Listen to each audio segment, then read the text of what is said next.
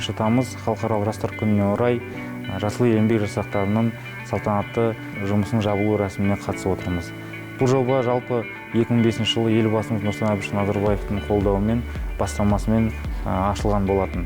Биыл міне 17 маусымның еңбек маусымының жұмысын аяқтап отырмыз. Қазіргі таңда жоба бойынша 1200 бала атсалысты.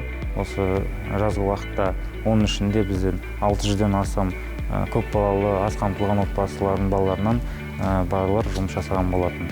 Бұл жобада біз 3 санатты жастарымызбен жұмыс жасаймыз. Бірінші санатта ол 14-тен 16 жас аралығында мектеп оқушылары, яғни екінші санатта 16 мен 21 жас аралығында, және үшінші санатта 18 бен 29 жас аралығындағы жастарымыз. Жасыл ел жобасында жұмыс істеп жатқаныма биыл 2-ші жыл болып жатыр.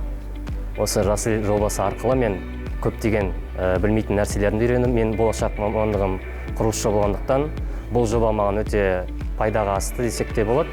Осы 3 ай бойы мен құрылыс алаңында жұмыс жасадым. Сонымен қатар бұл жоба жастарды еңбекке, патриоттық сезімге баулиды. Бұл жоба маған бірінші келгенде өте қатты ұнады, себебі мұнда табиғат аясында жұмыс, яғни табиғатты қорғау, табиғатты аялау. Бұл жерде біз осы еліміздің, осы қаламыздың саябақтарын көркейтумен, көгалдандырумен айналыстық. Жастарға деген беретіні өте көп.